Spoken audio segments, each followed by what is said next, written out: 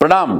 जमींदार की यातनाओं से त्रस्त होकर के वो स्त्री अपने दोनों बच्चों को लेकर के कहीं दूर चली जाना चाहती थी। जमींदार ने इतनी ज्यादा यातनाएं दी कि उससे अपने दोनों बच्चों को खोना पड़ गया और उन दोनों बच्चों को मौत के घाट उतार दिया। धीरे धीरे करके उस औरत का विश्वास ईश्वर से हटने की बजाय बढ़ता चला गया और वो मां काली के मंदिर में जाकर एक ही बात कहती थी, मेरे कर्ण अर्जुन आएंगे, मेरे कर्ण अर्जुन आएंगे। और यही हुआ, उसके कर्ण अर्जुन ने पुनर्जन्म ले लिया था। चाहे वो किसी भी जगह में लिया हो, लेकिन वो उससे मिलने के लिए वापस आए और उस जमींदार की यातनाओं से अपनी मां को बहुत सारा आराम दिया।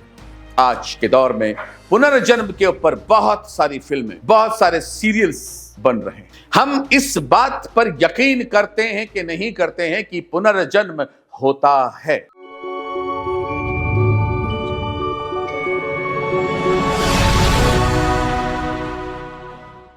ज्योतिष के मायने से देखते हैं तो पुनर्जन्म संभव है।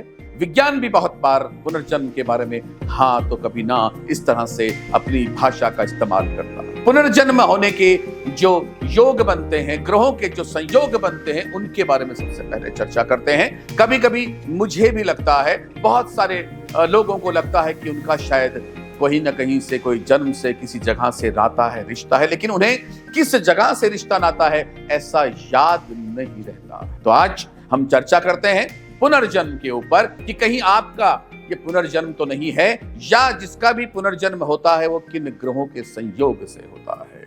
सूर्य और चंद्रमा यदि 12वें घर में, यदि 8वें घर में राहु से दृष्ट होते हैं या राहु को साथ लेकर के बैठ जाते हैं, दूसरे घर में यदि शनि बुध के साथ और सूर्य के साथ बैठ जाते हैं, ऐसे संयोग पुनर्जन्म के संयोग में आते हैं। ऐसे बालक जब जन्म लेते हैं तो जन्म लेने के पश्चात उन्हें पता होता है कि मेरी माता का नाम ये था, मेरे पिता का नाम ये था, मेरे पिता ऐसे कार्य किया करते थे, मेरी दादी ऐसे कपड़ों में रहा करती थी। उन्हें एक एक बात के बारे में याद रहता है, क्योंकि सूर्य का जब संबंध हो जाता है इन दो घरों से, ऐसी स्थिति में उन्हें पुनर्जन्म के जितनी भी चीजें होती हैं पिछले जन्म में वो याद रह जाती हैं। लेकिन वो लोग जिनका पुनर्जन्म तो होता है, वो बालक जिनका पुनर्जन्म तो होता है, लेकिन उन्हें याद नहीं रह पाता है, ऐसे भी ज्योतिष में योग पाए जाते हैं।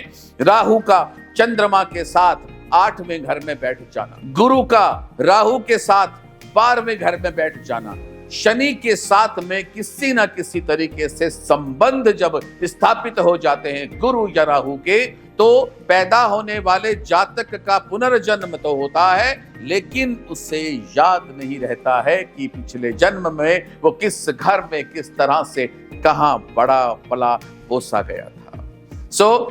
अगर हम बात करते हैं पुनर्जन्म की तो ये संभव है। ज्योतिष इसे 100% रूप से मानता है और वास्तविकता भी यही है कि पुनर्जन्म होता है। इसी तरह की रोचक चर्चाएं लेके आप लोगों के साथ हम लोग डिस्कस करते रहेंगे। इजाजत है, एस्ट्रोगम को प्रणाम।